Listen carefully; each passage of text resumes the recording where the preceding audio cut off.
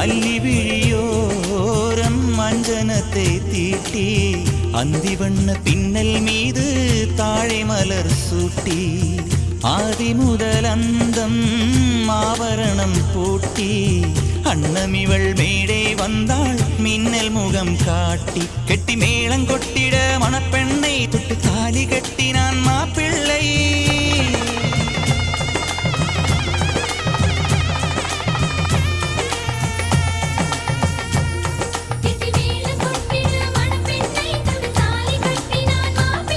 இந்த ஏழை நெஞ்சமும் நீ வாழ என்றும் பூக்கள் நீ வாழ்க நலமாக.